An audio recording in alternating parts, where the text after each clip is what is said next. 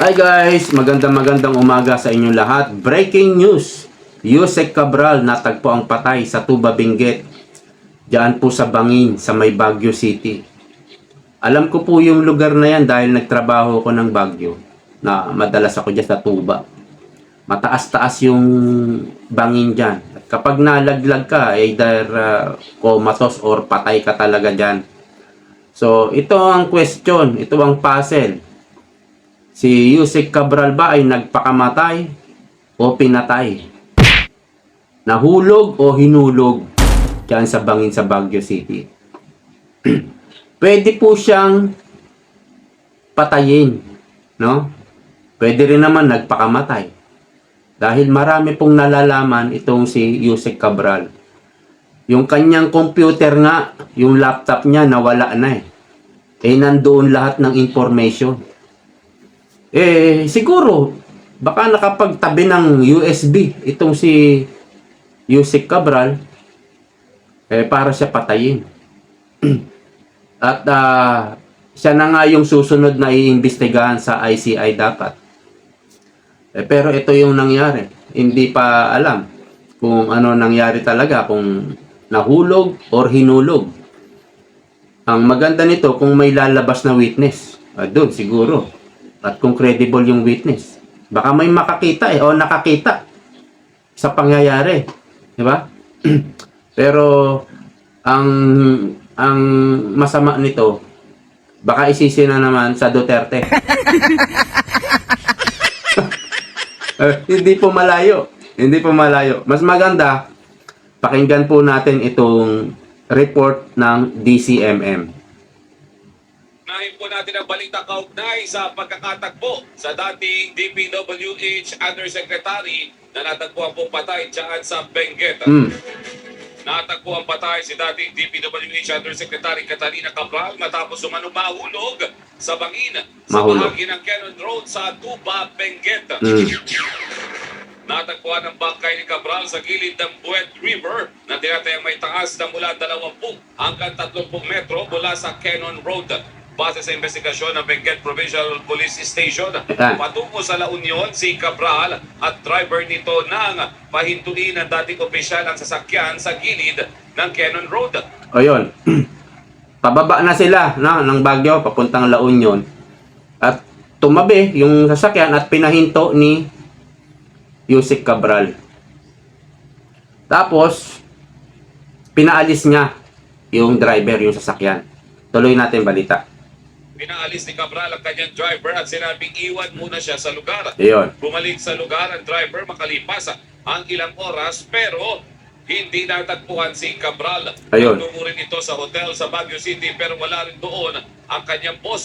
Humingi na ng saklolo sa mga pulis ang driver at inireport ang pagkawala ng kanyang amo. Nagtulong-tulong ang mga Tuba Municipal Station o ang Tuba Municipal Station, MDRRMO at Bureau of Fire Protection para makuha ang bangkay ni Cabral.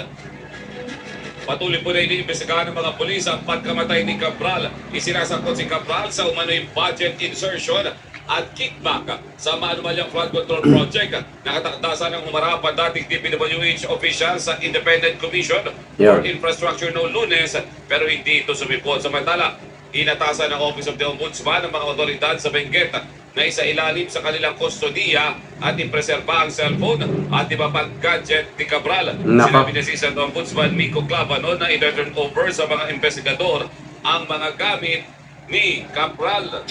Alright. Mahirap nito kung kay Trillanes mapunta yan. Duterte yan. Ha? Gagawa lang ng text yan. May text, ebidensya text. Nag-text si BP Sara. Duterte na naman sisisihin. So itong si Yusek Cabral kilala sa budget insertion. Alright? Naalala ko noong session ng Senado, tinanong yan ni Marcoleta. Tinanong niya ang Senate President at si Pampilo Lacson. Dahil doon sa privilege speech ni Lacson, nabanggit yan at may may nakasulat naman yan na nag-text sa kanila si Yusek Cabral.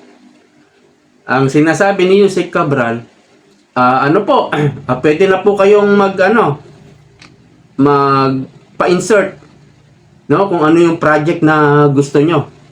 Inaalok ni Yusek Cabral si Tito Soto at si Lacson. Kaya tinanong yan ni Marcoleta, ano po ito? Pakipaliwanag nga po ito. Wala yan, sabi ni Lacson. Ano yan? Ano? Siyempre nagdahilan lang, pati si Soto. Inaalok sila ni Yusek Cabral na mag-insert, no? Pag ganyan, sigurado yung alok na yan na may SOP yan na 25%. So malamang itong si Soto at si Lacson may insertion yan sa budget for 2026. Malamang yan. Ngayon, sabi nga natin, itong ghost project sa flood control, itong 2025 ay at itong gobyerno ay sindikato na. Kaya itong pagkamatay ni Yusek Cabral, pwedeng galawan yan ng sindikato. Or pwede rin naman na talagang nagpakamatay siya. Anyway, sino ba? O kung sakaling siya ay pinatay, sino ba ang maraming insertion dito sa 2025 sa may flood control? Si Bongbong Marcos. Ito'y ayon kay Saldico. Sino bang may pinakamalaking insertion? Si Bongbong. 100 billion. Ayon kay Saldico. Wala nang lalaki dyan. Wala nang lalaki. Peruin mo, 100 billion. Ibig sabihin, hindi kaya yan ng mga puro substandard. Meron talagang ghost project dyan. At baka yung pinuntahan ni Bongbong Marcos sa Bulacan, yung nakita niya, wala talaga, sabi niya. Wala talagang project. Kahit isang dakot na simento, wala talaga. Hinala natin baka project niya yun nalaman lang natin kasi kay Saldico. Nung pinapanood natin siya, binisita niya yung ghost project hindi pa natin alam. Ngayon, after magsalita ni Saldico, so alam na natin, posibleng project mo yan, Mr. President. Naguhugas ka lang ng kamay. O, di ba? Ngayon, sabi sa report, pinahinto ni Yusek Cabral yung sasakyan at pinaalis yung driver, balikan mo na lang ako. So, nasa bingit siya ng bangin, ganon. Maaring posible nito, meron siyang kausap. Meron siyang ka-text, siguro ka-text, no? Baka nakabuntot yun sa sasakyan nila Baka nakabuntot yun or parating na rin.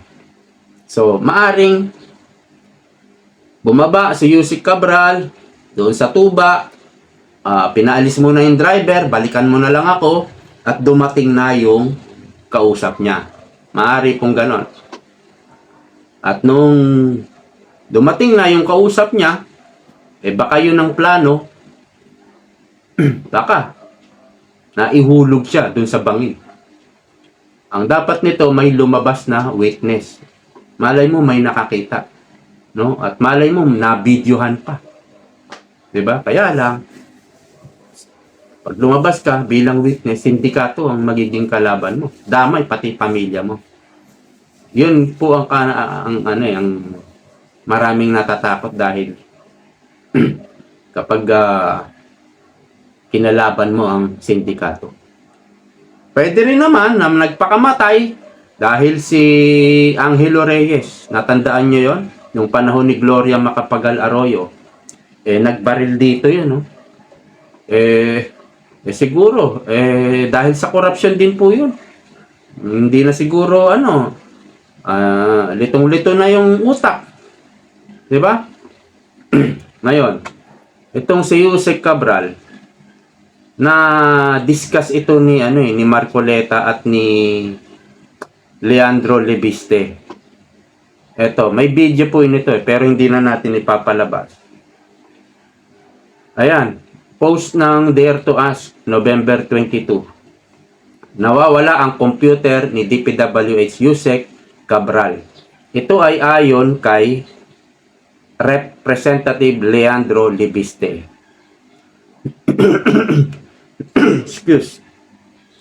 Ito pa lang si Yusek Cabral, ayan no, yung opisina ni Yusek Cabral ay planning services.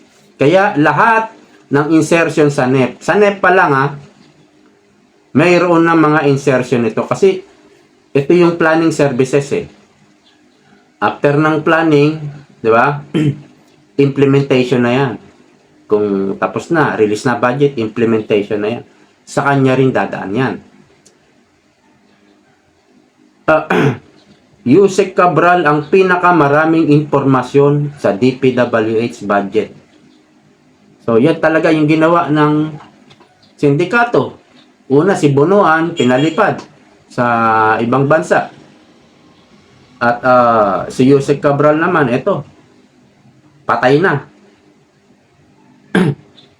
Pinag-isipan din po ito para pwede nilang dalhin sa suicide. No? So, yun yung sinabi ko kanina. Maaring may kausap si Yusek Cabral. Diyan tayo magkita. Bumaba ka dyan. Kasi siguro, sobrang confidential ng pag-uusap nila. Kaya doon sila nag-usap. Hindi naman siguro nakatunog si Yusek Cabral. Siya ay sisipain para mahulog. So, maaring may sumunod, no? Nasasakyan at bumaba. At kakausapin daw kunyari ganon. Hindi alam ni Yusek Cabral na siya pala ihuhulog. Kaya doon ang meeting place nila. Di ba? Maaring ganon. Ang posibleng suicide ay siguro mga 30% lang. 30%. Yung pinatay po, nasa 70% po yan. Dahil ang dami pong alam nito. At baka may backup to, kahit ninakaw na yung kanyang computer, baka may backup yan na USB. At hindi lang yun, yung kanyang testimony. Kung sakaling matapos na yung termino ni BBM, pwede pa yan talagang maipatawag ng korte. Doon talaga mapipiga siya kung magsasabi siya ng totoo o hindi. So, sa aking pananaw, ang conclusion ko, ito po ay tinulak. Inilaglag po ito sa bangin.